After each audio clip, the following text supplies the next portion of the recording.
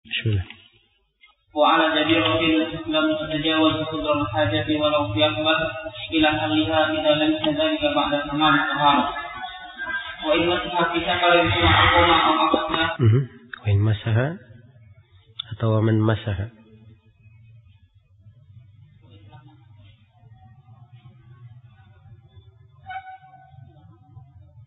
Ceritain. Nah, masalah. ومن مسح في سفر ثم أقوم أو أحسر أو شك في ابتدائه فمسح مقيم وإن أحدث ثم سافر قبل وقته فمسح مسافر ولا يمسح ولا نسى ولا للسفر ولا ما يسقط من القدم أو يرى منه معه وإن لم يتفقا على حكم قبل الحدث فالحكم الفوقاني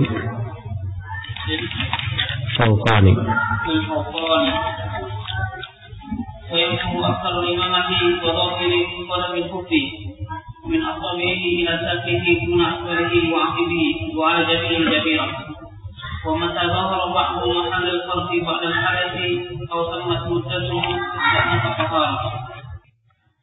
طيب. بسم الله الرحمن الرحيم. الحمد لله رب العالمين.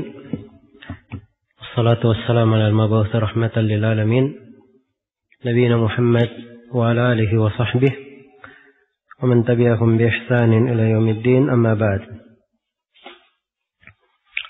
Kita masih di pembahasan babul mas, babu masfil khuffain, bab tentang mengusap di atas al khuffain, kedua sepatu. Baik, telah berlalu pada pelajaran sebelumnya 18 pembahasan berkaitan dengan bab ini. Telah kita terangkan sejumlah pembahasan yang berkaitan dengan mengusap al-khuffain, demikian pula mengusap al-jarab, imamah, al-himar bagi perempuan, dan telah kita globalkan tentang mengusap di atas al-jabirah. Baik, sini pembahasan yang ke-19 tentang al-masah ala al-jabirah wa syurutuhu. Kata penulis rahimahullah, wa jabiratin, dan juga diusap di atas jabirah. Iya. Ini pembahasan yang ke-19. Apa hukum mengusap di atas jabirah? Sudah berlalu ya, kita terangkan bahwa jabirah itu artinya ikatan atau tambalan pada luka. Kalau misalnya ada yang patah tulangnya, kemudian ditambal atau lekatkan hal yang menambalnya, itu disebut jabirah. Iya. Baik. Sini penulis menetapkan secara global tentang syariat mengusap di atas al-jabirah. Dalil pensyariatannya mereka ambil dari sebagian hadits khusus yang berkaitan dengan masalah ini. Dan dimaklumi bahwa hadits-hadits yang terkait dengan mengusap di atas al-jabirah ada silang pendapat di kalangan ulama ahli hadits tentang apakah dia sabit atau tidak. Apakah dia hadits yang kuat atau hadits yang lemah. Dan yang benarnya bahwa hadits-hadits yang menjelaskan tentang mengusap di atas al-jabirah, haditsnya lemah. Tidak bisa saling menguatkan. Iya. Hanya saja para ulama yang memandang pembolehan mengusap di atas jabirah, mereka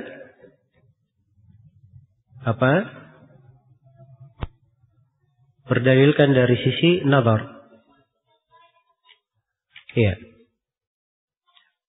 Bahwa dimaklumi mengusap di atas jabirah tidak memungkinkan.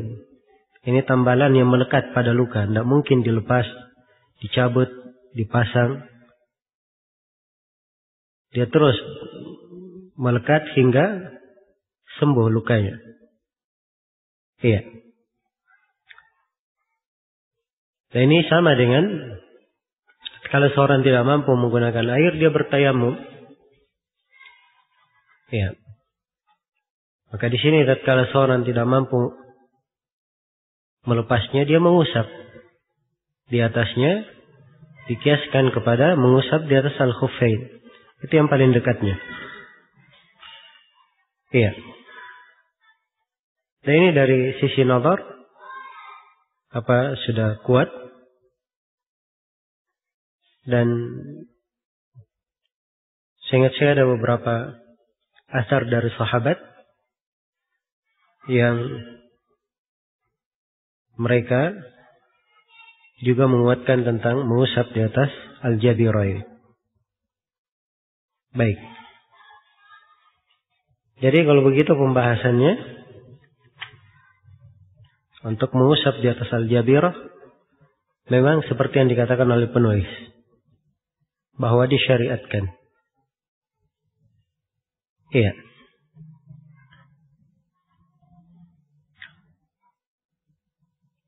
Kemudian yang ke-20, pembahasan yang ke-20 kata penulis, lam tatajawaz qadar al-hajah. Ini syarat dalam mengusap, bahwa mengusap itu hanya dibolehkan kalau tidak melewati kadar keperluannya. Jadi hanya diusap yang diperlukan saja. Qadarul hajah saja. Kemudian pembahasan yang ke-21. Ya, dalil bahwa diusap sesuai dengan keperluan. Ini dimaklumi ya bahwa asalnya syariat mengusap di atas jabirah itu dibolehkan karena ada hajat, ada keperluan. Maka tidak diizinkan mengusap apa yang di luar daripada itu. Iya. Baik.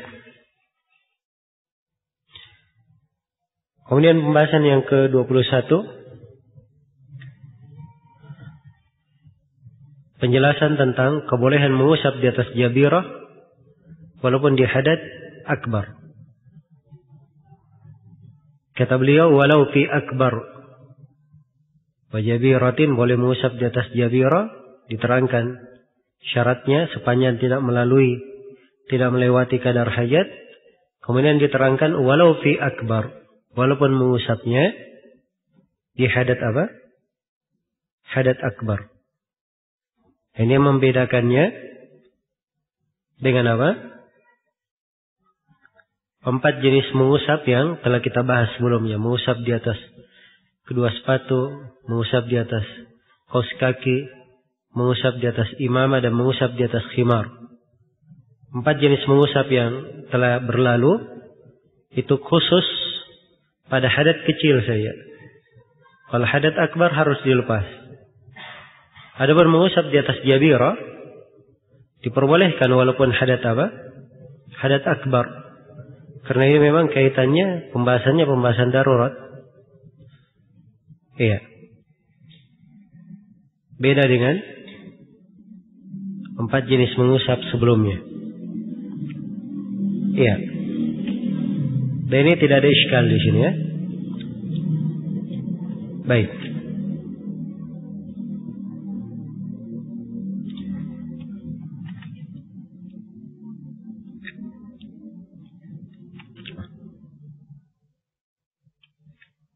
Iya. Jadi kata beliau, walau fi akbar, walaupun pada hadat besar, ila halliha, hingga dilepaskan. Jadi ini hanya dibolehkan hingga dilepaskan. Iya. Dan disyaratkan oleh penulis syarat lain. Nah, atau ini syarat pembahasannya lain ya.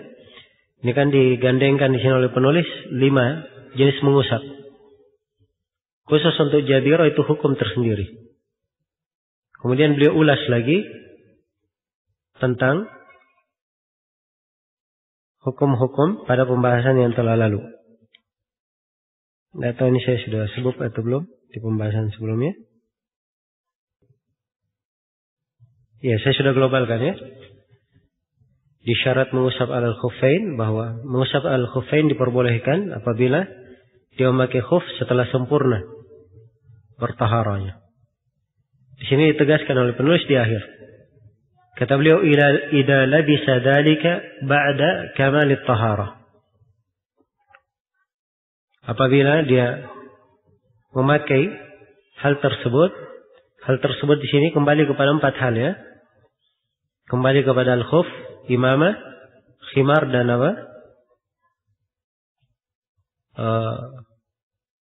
Jorok. Baik 5 ya, kembali kepada 5 sekaligus dengan apa? Jabirah.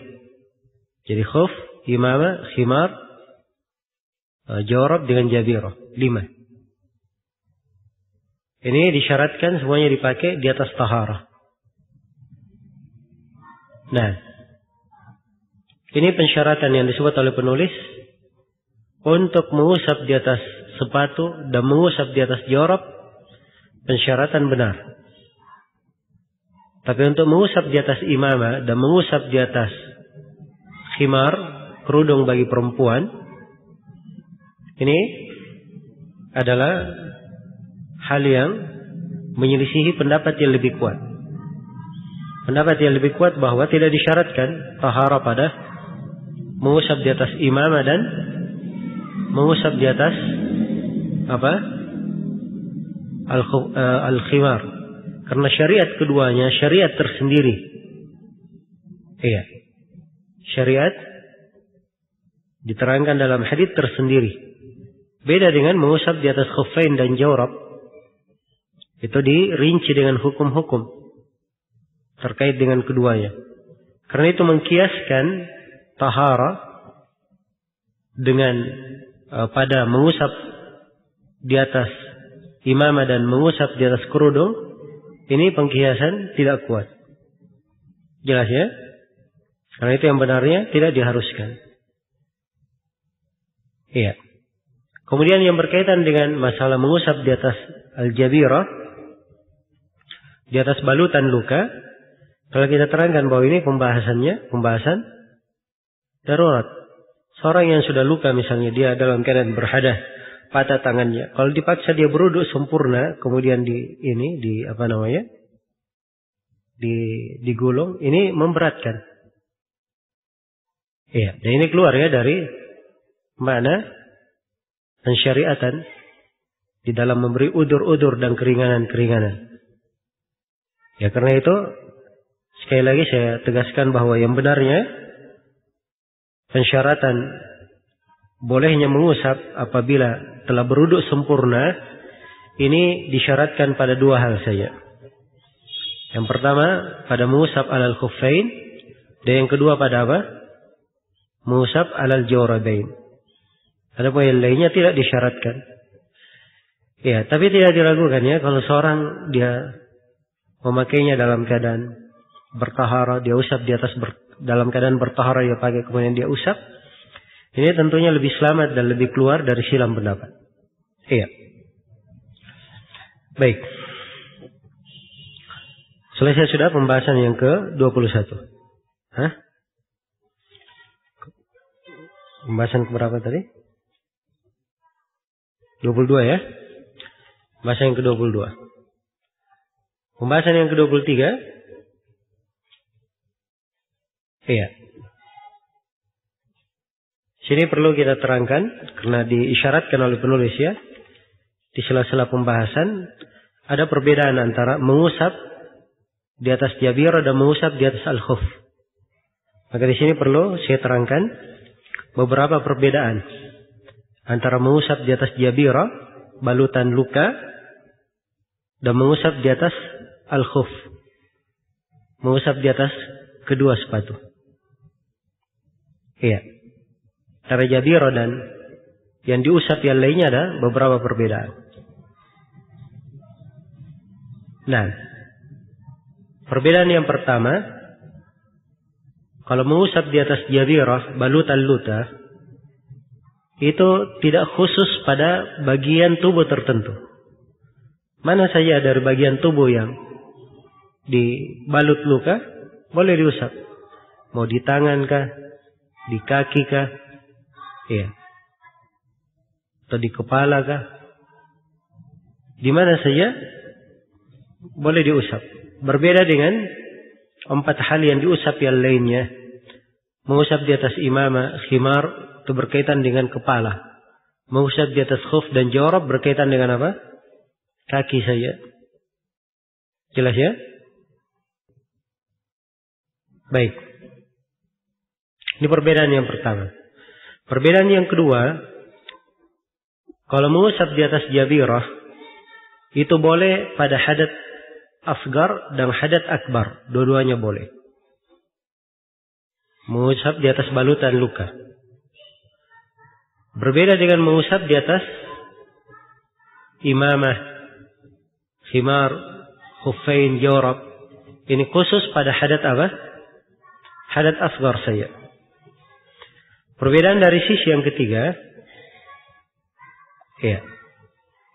Perbedaan dari sisi yang ketiga, bahwa mengusap di atas jabirah, ini tidak ada batasan waktunya.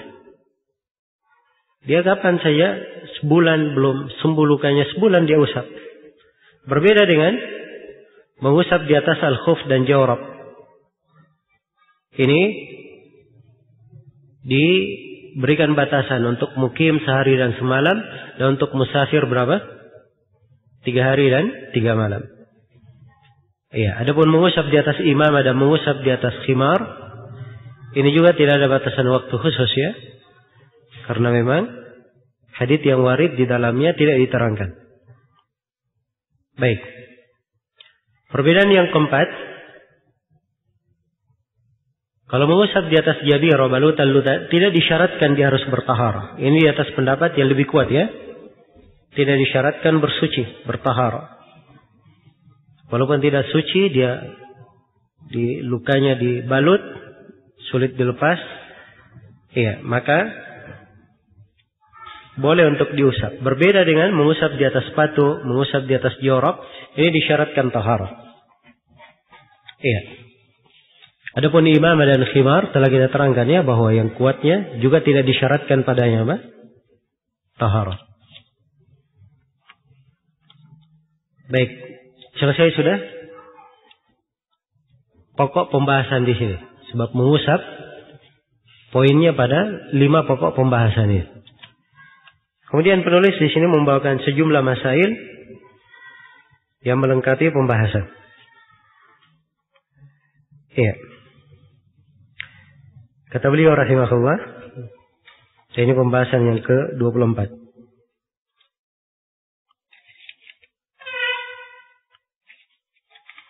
Tentang orang yang mengusap di waktu musafir, kemudian setelah itu dia mukim. Kata beliau, wa man masaha fi safarin thumma aqama. Dan barang siapa yang mengusap di safar, kemudian dia mukim, au akasa, atau sebaliknya. Ini permasalahan yang ke-20 berapa? 25. Kebalikannya, dia mukim, mengusap, dimukim, setelah itu dia safar. Apa hukumnya? Ini yang ke-25. Yang ke-26 au syakka, atau dia ragu. Au syakka fi ibtidaihi. Ragu mulainya yang mana? Dia ragu mulai mengusap itu waktu dia mukim atau waktu dia safar, dia ragu. Ini 3 masalah. 3 masalah ini jawabannya semuanya sama oleh penulis. Famasha mukim. Hukumnya adalah mengusap, dihitung mengusap seorang apa? Seorang yang mukim. Iya. Jadi ini 3 pembahasan. Saya detailkan dari pembahasan yang ke-24. Kata penulis rahimahullah, "Wa man masaha fi safarin thumma aqama." Siapa yang mengusap di safar, di perjalanan, thumma aqama, kemudian dia mukim. Jadi seorang misalnya musafir. Ya. Dari Makassar dia ke Surabaya. Tinggal di Surabaya sehari. Pakai kaos kaki, dia usap di atas kaos kakinya. Baru sehari. Kaos kaki boleh tetap dipakai hingga berapa? 3 hari 3 malam bagi seorang musafir. Tapi sehari Surabaya dia balik sudah ke Makassar. Berarti dia mukim lagi. Nah, sekarang dia lanjutkan kebolehan dia mengusap. Yang terhitung baginya, terhitung hukum mukim atau hukum musafir. Penulis di sini menguatkan apa? Dihitung mukim. Jadi kalau dia baru setengah hari di Surabaya, dia balik ke Makassar, maka dia hanya melanjutkan setengah hari saja. Apa dia melanjutkan sisa dari hari tersebut? Ya sehari semalam ya, sisa dari hari itu dan malamnya. Itu saja, 1 hari 1 malam. Tapi kalau misalnya dia sudah 1 hari 1 malam di Surabaya, balik di hari kedua, ini harus langsung dia lepas. Jelas ya? Ini pendapat yang dikuatkan oleh penulis di sini. Ya, dan ini masalah silam pendapat di kalangan ulama. Adalah hal yang terjadi perbedaan pendapat di kalangan ulama. Ada beberapa pendapat dalam hal ini. Ada 4 pendapat. Iya. Dan yang benarnya memang seperti yang disebut oleh penulis rahimahullah. Bahwa dia dihitung usapan seorang mukim. Karena keringanan dia mengusap 3 hari 3 malam itu disebabkan oleh suatu sebab. Apa sebabnya? Sebabnya safar. Dia musafir. Begitu sebabnya hilang, maka hilang juga apa? Keringanan yang dia dapatkan. Ya, dan hadits-hadits yang menjelaskan tentang mengusap ini 3 hari 3 malam memang disebut lil musafir, bagi orang yang musafir. Jadi kalau dia sudah tidak musafir lagi namanya, keringanannya hilang. Ya, karena itu yang disebut oleh penulis di sini adalah hal yang kuat ya. Baik. Pembahasan yang ke-25, kebalikannya. Dia mukim. Setelah itu dia safar. Dia mukim, seorang mukim ya. Mukim. Jam 6 pagi dia usap. Di atas apa? Sepatunya. Jam 6 sore ternyata dia ada keperluan safar, melakukan perjalanan ke Jakarta. Berarti dia masih ada waktu berapa? 1 malam lagi. Karena jam 6 pagi sampai jam sore baru 1 hari. Dia masih ada waktu 1 malam lagi. Sekarang dia ketika sampai di Jakarta, dia lanjutkan 1 malam saja, dibangun di atas hukum dia mukim, atau dia lanjutkan, boleh dia lanjutkan, dia tambah lagi 2 hari 2 malam. Ya. Ini juga silam pendapat di kalangan ulama. Dan penulis di sini menguatkan apa? Menguatkan dihitung sebagai usapan seorang mukim. usapan seorang mukim. Ini yang dipilih oleh penulis di sini. Dan ada pendapat yang lain di riwayat lain juga di madhab Imam Ahmad, bahwa dia mengusap seperti usapan seorang musafir. Dan zahirnya pendapat yang kedua ini lebih kuat ya. Karena Nabi sallallahu alaihi wasallam bersabda, lil musafiri salasatu ayyam wa layalihinna. Bagi seorang musafir dia mendapatkan 3 hari 3 malam. 3 hari 3 malam. Iya. Jadi rukhsah sudah ada, dia sudah musafir. Maka tidak ada hal yang menghalangi dia untuk mendapatkan keringanan yang diberikan oleh syariat. Iya. Karena itu kalau dia usap, dia lanjutkan, dia usap 3 hari 3 malam, tidak ada masalah. InsyaAllah ta'ala. Baik. Pembahasan yang ke-26, ini kalau dia ragu. Kalau dia ragu, diambil yang mana? Hah? Ya. Kata penulis dihitung sebagai hukum apa? Mukim. Ya, sebab ini asalnya. Karena asalnya keringanan ya. Ya, asalnya keringanan. Ya, tapi kalau kita sudah ketahui pendapat yang rajih dari kedua ya, sudah enak ya untuk menerangkan. Kalau dia mukim, kemudian safar, ini hukumnya dia mengusap seperti musafir. Kalau dia musafir kemudian mukim, ini dia mengusap seperti apa? Mukim. Kalau dia ragu dalam hal ini, dilihat saja dia di kondisi apa.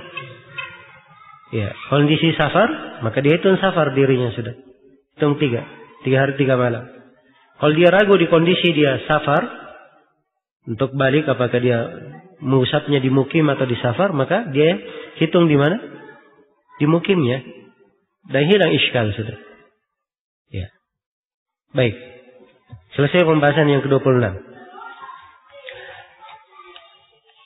Kemudian kata beliau, ini pembahasan yang ke-27.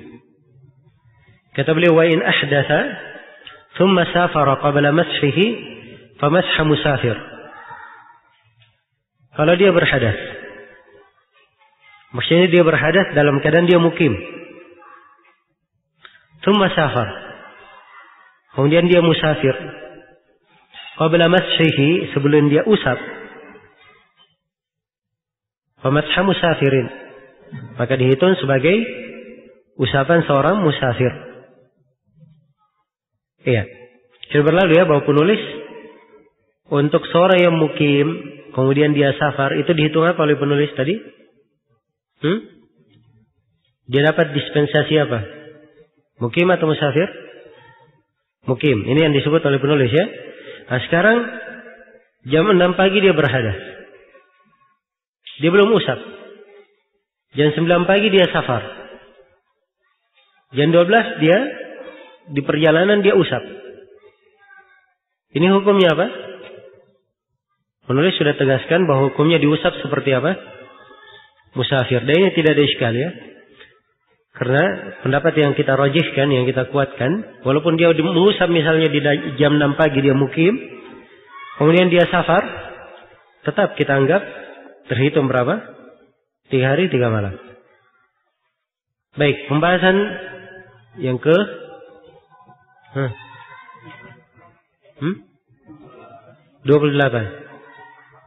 tentang hukum mengusap di atas kolon suah. Iya, kolon suah kopiah yang kita pakai ini, kopiah putih, peci, iya, songkok, dan semisal dengannya itu kolon suah masuk ya. Apa hukum mengusap di atas kolon suah? Ini diterangkan oleh penulis. Kata beliau, wala yamsahu qalanis, dan tidak boleh mengusap di atas kolon suah. Jadi penulis memandang itu tidak diperbolehkan. Yang diusap itu di atas imamah saja. Dan imamah itu dimaklumi ya, dililit. Adapun kolon suah cuma dipasang-pasang saja. Ya. Jadi dari sisi dalil tidak ada dalil yang menunjukkan mengusap di atas qalansuah. Untuk dikiaskan juga tidak boleh, karena berbeda antara dua hal. Ilahnya tentang pembolehan mengusap di atas imamah adalah masyaqqah, hal yang berat, memberatkan, kan begitu. Dan pada mengusap di atas imam ini karena dililit, sulit untuk dilepas. Ya, dan ini pada qalansuah tidak ada illah ini. Ya, qalansuah gampang dilepas. Lepas, usap kepala, pasang lagi, selesai. Ya, karena itu tidak diusap di atas qalansuah. Tidak diusap di atas kopiah. Yang ke-29, hukum mengusap di atas lifafah. Ya, lifafah ini bukan khuf ya, tapi dia ikatan, lilitan yang dililit di atas kaki. Bukan juga untuk luka ya. Iya. Karena orang di masa dahulu kalau dia tidak dapat sepatu, dia punya kain saja, maka dia cuma lilit pakai kain saja kakinya. Dan itu bukan khuf, bukan juga jorok. Iya. Baik. Bukan juga jorok. Dan di sini oleh penulis dikatakan tidak boleh mengusap di atas lifafah. Ini sudah kita bahas ya. Pembahasan yang telah lalu saya terangkan bahwa kadar pembolehan mengusap itu adalah lilitan tersebut melekat di kaki, dipakai berjalan. Itu kadarnya. Kalau lifafahnya dalam keadaan seperti ini, maka tidak dalil untuk kita tidak membolehkan. Ya. Karena saya sudah sebutkan ya hadis Tsauban, lafadznya umum. Nabi memerintah untuk mengusap alal afaib wa tasakhin. Tasakhin masuk lifafah di dalamnya. Sebab itu melindungi kaki, menjaga kaki, menghangatkan kaki dari dingin di musim dingin. Ya, tidak ada perbedaannya dengan kos kaki. Jelas ya? Baik. Jadi sekali lagi lifafah ini diperhatikan. Kalau dia melekat kokoh di kaki, dipakai berjalan, walaupun tidak menutup semua kaki, tidak ada masalah diusap. Tidak ada masalah. Ini pendapat yang lebih kuat. Kemudian pembahasan berikutnya tentang hukum mengusap dari sesuatu yang jatuh dari kaki, maksudnya lepas dari kaki. Kata beliau, wala ma yasqutu minal qadam. Kata penulis, dan tidak boleh mengusap sesuatu yang lepas dari kaki. Misalnya dia pakai sepatu terlalu lebar, iya. Sepatunya kalau di jalan lepas sepatunya. Nah, ini tidak diusap. Tidak diusap. Dan ini sudah berlalu ya, kita bahas pada pertemuan sebelumnya. Dan kita terangkan bahwa syarat ini adalah syarat yang bagus, karena memang asal di dalam mengusap itu karena masyaqqah, ada hal yang berat. Iya. Dan ini asalnya dia lepas-lepas sepatunya, gampang dilepaskan. Iya. Kemudian dari sisi lain, kalau dibolehkan diusap di atas khuf. Begitu sudah selesai diusap, lepas sepatunya, pakai lagi, lepas, pakai lagi. Nah, ini tidak jelas tentang taharahnya bagaimana.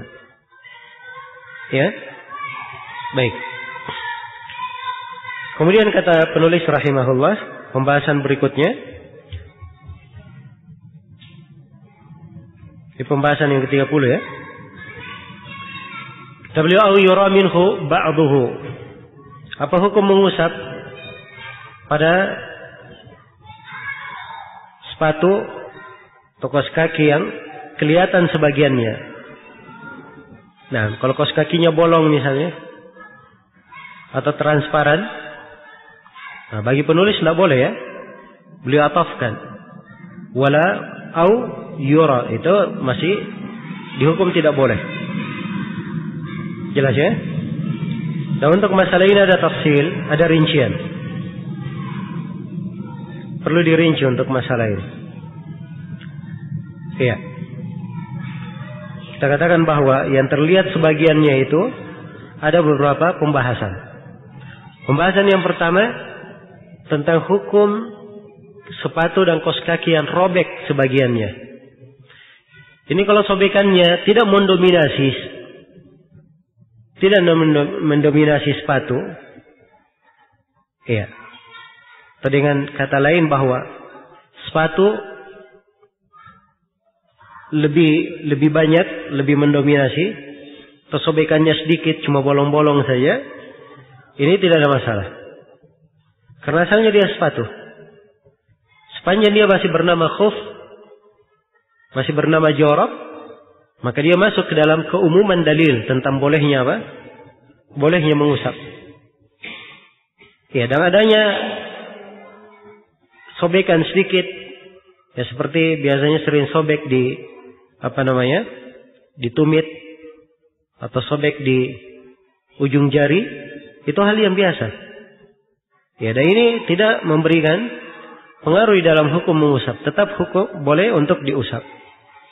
Ya, dalilnya itu tadi saya katakan dalilnya karena dia masih masuk di dalam kategori sepatu dan kaos kaki, sedangkan dalil-dalil sudah kita terangkan pembolehan mengusap di atas dua hal ini. Iya. Kemudian yang kedua, dari mana yang dilihat sebagiannya, hukum mengusap di atas kaos kaki yang transparan. Iya. Kalau sepatu tidak transparan ya, sebab dia dari kulit atau dari kain yang tebal, jelas kalau sepatu. Iya. Baik.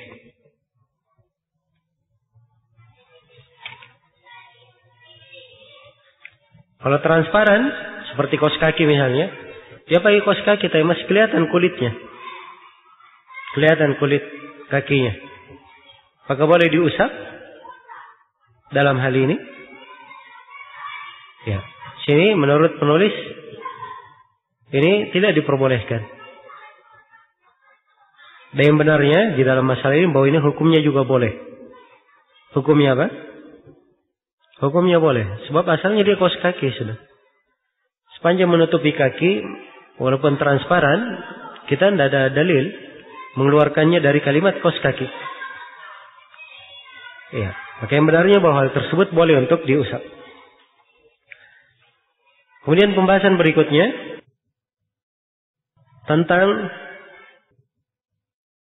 hukum mengusap di atas lapisan yang kedua. Seorang misalnya pakai kaos kaki. Setelah pakai kaos kaki dia pakai sepatu. Iya. Dia pakai kaos kaki, dia pakai apa? Dia pakai sepatu. Atau dia pakai sepatu, pakai khuf. Setelah itu dia pakai lagi khuf di atasnya. Dimaklumi ya, khuf itu dari kulit ya. Iya. Kayak kaos kaki cuma dia dari kulit. Kalau kurang menghangatkan, bisa didobel. Pakai khuf yang lebih besar, ukurannya didobel bisa. Nah, sekarang penulis ingin membawakan pembahasan ini. Kata beliau, fa in labisa khuffan ala khuffin qabla al-hadathi fal hukmu lil fawqani. Apabila dia memakai sepatu di atas sepatu sebelum dia berhadas, maka hukumnya untuk yang di atas. Hukumnya untuk apa? Yang di atas. Ya, jam 6 pagi saya pakai khuf. Jam 6 pagi. Sudah berwudu ya, saya pakai khuf. Tapi terasa masih dingin. Jam 7 pagi saya tambah lagi khuf di atasnya. Saya masih suci. Maka di sini yang dihitung diusap yang di atas atau yang di bawah? Kata penulis, hukum adalah untuk apa? Yang di atas. Demikian pula kalau misalnya saya pakai kaos kaki jam 6 pagi, terus saya double lagi kaos kaki yang kedua jam 7 pagi. Yang diusap yang mana? Yang kedua. Iya. Baik. Boleh diusap yang kedua di atasnya. Demikian pula kalau saya misalnya pakai kaos kaki jam 6 pagi, kemudian saya pakai khuf jam 7 pagi. Kaos kaki di atas Apa sepatu di atas apa? Kos kaki. Maka boleh diusap di atas khuf. Ini makna ucapan penulis ya. Karena ini yang disebut oleh penulis jelas di sini. Jelas. Karena asalnya semuanya dia pakai kos kaki berapapun kos kakinya, semuanya dia pakai dalam keadaan bersuci hukumnya. Sepanjang semuanya dia pakai dalam hukum bersuci, maka hadits-hadits tentang pembolehan mengusap berlaku padanya. Baik. Jelas ya? Tapi yang jadi masalah kalau dia misalnya pakai kos kaki jam 6 pagi. Setelah itu dia berhadas jam 7 pagi, jam 8 pagi dia ke kantor pakai sepatu. Apakah boleh dia usap di atas sepatu? Jawabannya tidak. Sepatu dia buka, harus dia usap di mana? Di atas kos kaki. Iya. Demikian. Jadi bukan artinya dia pakai kos kaki jam 6 pagi bertohara, jam 7 pagi berhadas, jam 8 pagi dia pakai sepatu. Kalau sudah pakai sepatu batal, sudah dibuka semua, tidak. Sepatunya saja yang dibuka. Adapun hukum kos kaki masih tetap apa? Tetap berlaku. Baik, selesai sudah ya untuk pembahasan ini. Setelah itu penulis rahimahullah menjelaskan di sini tentang bagaimana kaifiat mengusap itu. Beliau memulai dengan kaifiat mengusap di atas imamah. Ini pembahasan yang berapa? 30? Hah? 33. Kaifiatul masah 'alal imamah. Bagaimana cara mengusap di atas imamah? Kata penulis, wa yamsahu aktsaral imamah. Dan dia mengusap di kebanyakan imamah. Ya, ini untuk imamah ya, begitu diusap kebanyakannya. Ya. Dan sudah berlalu di awal pembahasan kita terangkan bahwa mengusap itu tidak harus kena semuanya. Ya, kalau diusap kebanyakannya sudah cukup. Diusap kebanyakannya sudah cukup. Pembahasan yang ke-34, kaifiatul masah 'alal khuffain. Bagaimana mengusap di atas khuffain? Kata beliau, wa dhahiri qadamil khuffi min asabihi ila saqihi duna asfalihi wa aqibihi. Ya, dan dia usap kebanyakan dari punggung khuf. Ya, dari ujung kakinya, ujung jari jemarinya hingga mulai masuk hingga ke betisnya. Ya, tidak diusap di bawahnya, tidak pula diusap di tumitnya. Jadi ini sepatu ya, hanya diusap di atas sampai ke mana? Sampai diusap di atas sampai ke betis saja. Ya, kalau betis berarti bukan belakangnya, tapi tulang di depannya. Adapun bawah sepatu dan bagian tumit itu tidak diusap. Nah, sebab ini yang dicontohkan oleh Rasulullah Sallallahu Alaihi Wasallam. Ya, telah syahih di dalam hadits Ali bin Abi Thalib radhiyallahu taala anhu. Ya. Rasulullah sallallahu alaihi wasallam atau Ali bin Abi Thalib berkata, "Lau kana ad-dinu bir-ra'yi, lakana asfal al-khuf aula bil masih min a'lah." Wa qad ra'aytu Rasulullah sallallahu alaihi wasallam yamsahu ala dhahiri khuffaihi. Kata Ali bin Abi Thalib, andai kata agama itu dengan pendapat, maka yang paling pantas diusap adalah bawahnya daripada yang atas. Iya. Kalau dipikir-pikir ya pakai akal, yang kotor itu yang mana? Atas atau bawah yang kotor? Bawah kan? Harusnya bawah yang diusap, dibersihkan. Tapi ternyata Nabi mengusap di atasnya. Ya. Ini menunjukkan bahwa agama itu harus terikat dengan nusus. Ya. Seorang tidak boleh mengedepankan akalnya, tapi didahulukan ayat-ayat dan hadits Rasulullah sallallahu alaihi wasallam. Nabi sallallahu alaihi wasallam mengusap di atas sepatu, bukan di bawah sepatu yang diusap, di atasnya. Maka itulah kewajibannya yang kita usap di atas. Ada sebagian riwayat memang yang mengatakan diusap di atas dan di bawahnya. Cuma haditsnya lemah. Yang mengatakan di bawah haditsnya lemah. Iya. Ini tentang mengusap di atasnya. Dari mana ke mana diusapnya? Kata beliau dari ujung jari hingga ke masuk ke betis. Jadi kalau pakai sepatu kan kelihatan jarinya. Apa kelihatan lekuk jari itu kelihatan. Nah, maka diusap dari situ ke atas. Ya ini sempurnanya ya. Kalau diusap kebanyakannya itu yang paling bagusnya. Ya dan telah disebutkan hal ini datang dari sebagian sahabat mempraktekannya. Iya. Tapi kalau dia sudah usap dia sudah mengusap, dia perjalankan tangan yang basah di atas sepatu itu sebenarnya sudah cukup ya. Sebab hadits kadarnya disebut kadar mengusap, dan mengusap tidak harus kena semuanya. Baik. Kemudian penegasan yang lain dari penulis, tidak boleh diusap di bawahnya. Dan ini sudah kita terangkan ya, karena mengusap di bawah sepatu itu bid'ah. Ya tidak ada dari Rasulullah Sallallahu Alaihi Wasallam. Kemudian pembahasan yang ke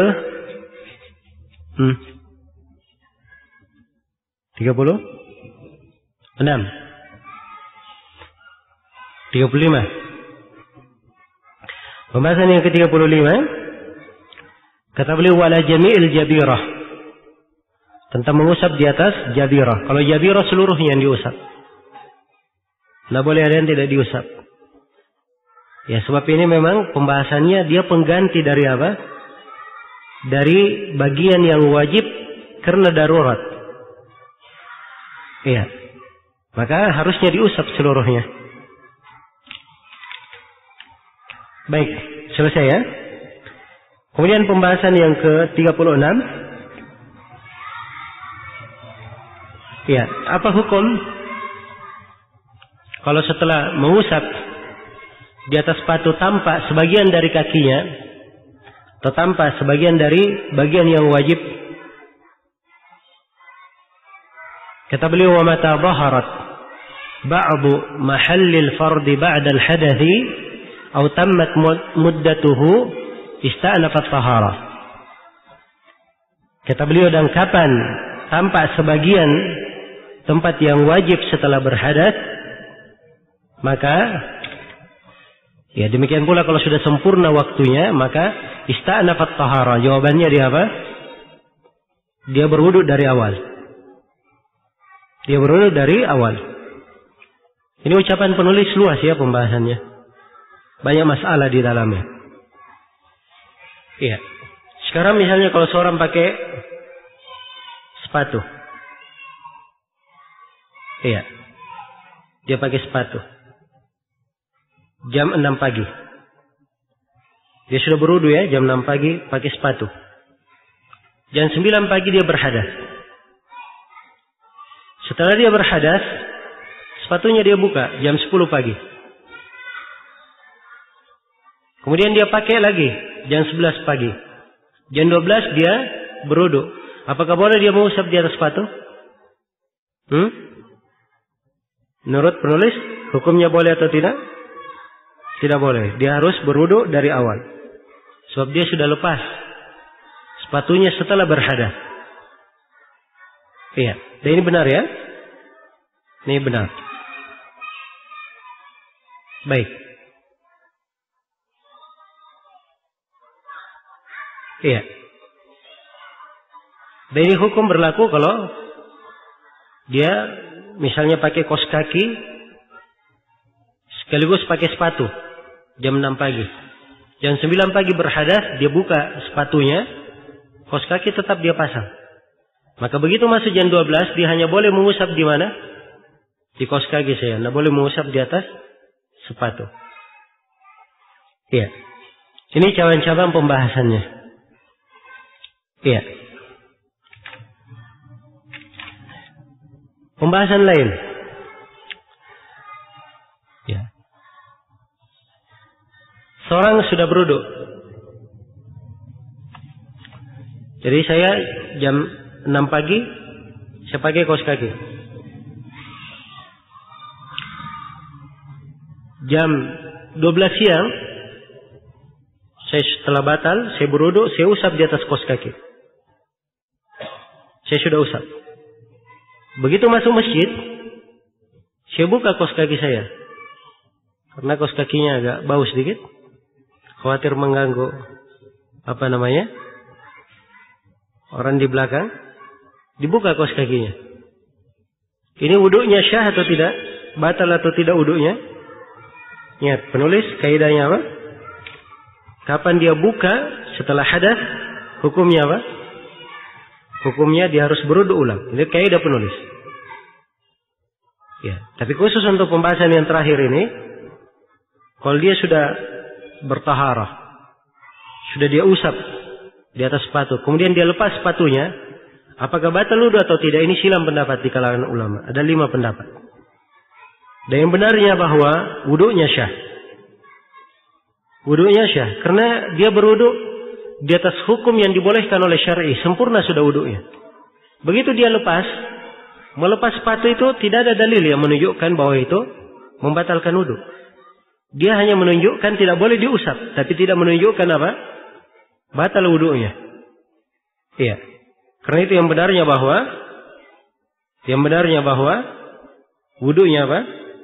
Wudunya tidak batal. Wudunya tetap syah. Iya. Jelas sampai sini? Pembahasan yang terakhir. Kata penulis, au tammat muddatuhu, atau sempurna muddahnya. Ini juga sama ya, kalau sudah sempurna muddahnya, dia berwudu ulang. Saya pakai kaos kaki, saya usap kaos kaki saya jam 6 pagi. Iya. Di musim dingin. Jam 6 pagi saya usap. Terus saya pakai sehari, semalam, sampai jam 6 pagi besoknya. Jam 5 pagi sebelum jam 6, jam 5 pagi saya usap. Saya pakai sholat apa? Sholat subuh. Iya. Begitu masuk jam 7 pagi, wudu saya belum batal dari jam 5. Tapi sudah lewat ya. Masa mengusap berakhirnya kapan? Jam 6. Jam 7 pagi, wudu saya ini apakah masih boleh saya pakai untuk sholat duha atau tidak? Kalau penulis apa di sini dia katakan? Tidak boleh. Sebab dia katakan ista'nafat tahara. Dia harus berwudu dari awal sudah. Berarti batal wudunya. Dan ini salah satu pendapat ya. Namun pendapat yang disebut oleh penulis di sini tidak ada dalilnya. Iya. Dan yang benarnya, sepanjang dia masih berwudu, iya, syah wudunya secara hukum syar'i, tidak ada dalil yang membatalkannya. Iya, tidak ada dalil yang membatalkannya. Dan sekadar melepas sepatu, sekadar habis masa mengusapnya, itu tidak ada dalil yang menunjukkan membatalkan wudu. Jelas ya? Baik. Jadi yang benarnya untuk pemasalah yang terakhir ini juga, kita katakan bahwa wudunya tetap syah. Sepanjang dia masih berwudu, wudunya tetap syah. Ya. Selesai sudah pembahasan penulis dan saya simpulkan di sini. Jadi yang diusap itu ada 5 hal. Yang pertama al-khuffain, yang kedua al-jawrabain, yang ketiga imamah, yang keempat khimar, kerudung untuk perempuan, yang kelima jabirah. 5 hal ini bersyirikat dalam makna mengusap. Hanya saja berbeda dalam hukum-hukum. Iya. Ada perbedaan di hukum, apakah disyaratkan dia bertaharah atau tidak. Ada perbedaan di hukum, apakah disyaratkan lama waktu mengusap atau tidak. Ada perbedaan-perbedaannya, sudah kita isyaratkan di perbedaan antara jabirah dan selainnya. Cuma di sini yang saya perlu ingatkan dan saya simpulkan adalah inti dari pokok pembahasan, yaitu mengusap di atas khuffain. Mengusap di atas khuffain itu oleh penulis sudah diterangkan beberapa syarat. Ada beberapa syarat kemarin. Syarat yang pertama, saya simpulkannya sekarang syaratnya. Ya. Syarat yang pertama, hendaknya kedua sepatu dipakai setelah berwudu sempurna. Seorang itu berwudu sempurna. Ya. Syarat yang kedua, disyaratkan kedua sepatu yang dipakai bersih dari najis. Suci bersih dari najis. Nah. Kemudian syarat yang ketiga, hendaknya sepatu itu menutupi kebanyakan kaki. Ingat ya, kemarin kita bahasakannya kebanyakan. Kalau penulis membahasakan apa? Mahallil fard. Semuanya kalau penulis gitu tuh. Kalau kita enggak, kita bahasakan kebanyakan kaki. Ya, kemudian syarat yang keempat, disyaratkan bahwa kedua sepatu atau kaos kaki itu bisa dipakai berjalan. Kemudian syarat yang kelima, ya, pembolehan mengusap hanya di hadat kecil. Kemudian syarat yang keenam,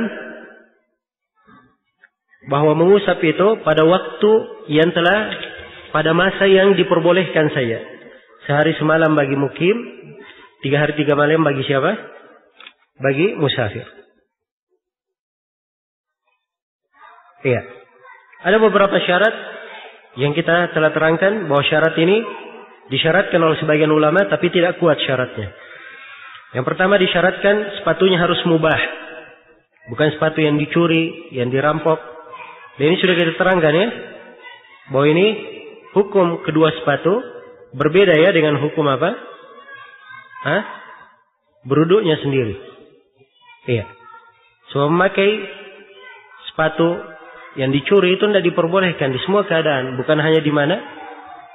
Bukan hanya di wuduk saja. Iya. Karena itu dia larangannya bukan kembali kepada sesuatu yang khusus pada hal tersebut. Nah, dan juga ada perbedaan pendapat apakah sepatu itu tidak boleh lubang-lubang. Ini telah kita terangkan bahwa yang kuatnya apa? Iya. Yang kuatnya boleh walaupun lubang sedikit. Yang penting kebanyakannya menutupi kaki, tidak ada masalah. Demikian pula ada yang mensyaratkan tidak boleh transparan. Dan ini juga telah kita tegaskan bahwa yang benarnya ini tidak disyaratkan. Demikian pula ada yang mensyaratkan sepatu itu harus terbuat dari kulit. Ya, dan yang benarnya ini juga tidak disyaratkan. Tidak disyaratkan sepatu terbuat dari kulit. Karena kata khuf dalam bahasa Arab itu mencakup apa saja dari sepatu, dari kulit maupun selain kulit. Iya. Baik. Itu beberapa hal yang ingin saya simpulkan di sini. Wallahu ta'ala alam. Baik, sampai sini.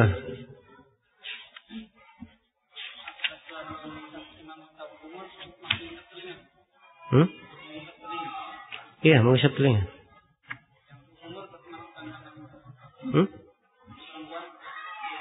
Sebab dia hanya disebut pengganti dari kepala saja.